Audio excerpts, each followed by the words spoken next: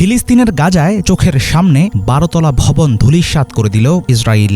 ভয়ঙ্কর বোমা হামলায় মুহূর্তেই ভেঙে পড়ল কংক্রিটের বিশাল এই টাওয়ার। ঘন ধুলায় ঢেকে গেল চারপাশ। দেখতে মনে হচ্ছিল যেন সিনেমার কোনো বিশেষ দৃশ্য কিংবা ভিডিও গেমসের দুর্দান্ত কোনো সেগমেন্ট। কিন্তু অবরুদ্ধ গাজার প্রাচীনতম ও বৃহত্তম নগরী গাজা সিটিতে বাস্তব যুদ্ধের এমন নির্মমতা চালাচ্ছে বেনিয়ামিন নেতানিয়াহুর সামরিক বাহিনী। গত মাসের শুরুর দিকে ৪০ বর্গ কিলোমিটার আয়তনের নগরীটি পুরোপুরি দখলের ঘোষণা দেয় ইসরায়েল। তেল আবিবের দাবি, এর মধ্যেই তারা কব্জা করেছে প্রায় ৪০% এলাকা।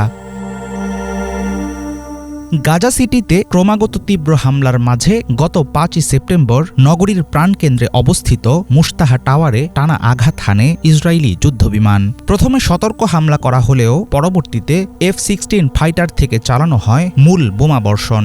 ১২ তলা ভবনটিতে অবস্থানকারীদের সবাই ছিলেন গৃহহীন বেসামরিক ফিলিস্তিনি। টাওয়ার ব্যবস্থাপনার দায়িত্বে থাকা কর্তৃপক্ষের এমন দাবি মানেনি ইসরায়েল। ভবনটিতে স্বাধীনতাকামী যোদ্ধারা অবস্থান করছে, এই অভিযোগ দিয়ে মুস্তাহা টাওয়ার উড়িয়ে দেয় ইসরায়েলি সামরিক বাহিনী। তখন বিস্ফোরণের ধাক্কায় ভেঙে পড়ে আশেপাশের শত শত তাঁবু।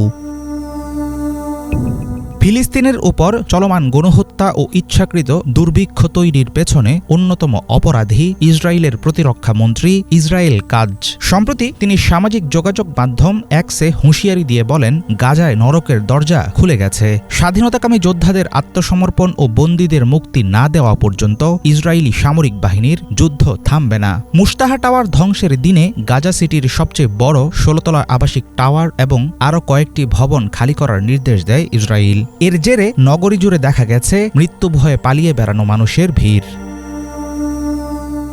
গাজা সিটির উঁচু ভবনগুলো ধ্বংসের কৌশল শুধুমাত্র সামরিক নয়, এর মাধ্যমে স্থানীয় জনগণের মাঝে মানসিক চাপ তৈরি করছে ইসরায়েল, এমনটাই মনে করেন বিশ্লেষকেরা। শহরের হাই রাইজ টাওয়ার বা উঁচু বিল্ডিংগুলো মাটিতে মিশিয়ে দিলে একরকম দিশেহারা হয়ে পড়বে মানুষ। তাদের মনে জন্ম নেবে তীব্র আতঙ্ক। আর এমন ভয় দেখিয়ে গাজা সিটিতে চলমান স্থল অভিযান সহজ করতে চাইছে তেল আবিব। ইসরায়েলি সেনারা হুমকি দিয়ে বলেছে, প্রতিদিন পাল্লা দিয়ে বাড়ানো হবে হামলার তীব্রতা। প্রাণঘাতী আগ্রাসনের মুখে পড়ে জীবন বাঁচাতে দক্ষিণের অঞ্চলগুলোতে পালিয়ে যাচ্ছে হাজার হাজার ফিলিস্তিনি। নিরুপায় হয়ে তারা ঠাঁই নিচ্ছে খান ইউনিস, দেইর আল বালাহ, আল মাওয়াসি ও আদ জাওয়ায়দার উদ্বাস্তু তাঁবুগুলোতে। যদিও জাতিসংঘ ও ফিলিস্তিনি কর্মকর্তারা স্পষ্ট বলছেন, গাজায় এখন আর কোনো জায়গায় নিরাপদ না। এমনকি যেসব অঞ্চলকে মানবিক জোন বলে চিহ্নিত করেছে ইসরায়েল, সেখানেও হামলা চালাচ্ছে দখলদার বাহিনী। এমন পরিস্থিতিতে পোড়া ধ্বংসস্তূপ ও রক্তে ভেজা মাটি ছুঁড়ে দিচ্ছে নীরব প্রশ্ন, কোথায় গেলে যুদ্ধক্লান্ত গাজাবাসী পাবে একটুখানি নিরাপদ আশ্রয়? হাফিজুল ইসলাম, বাংলা ভিশন।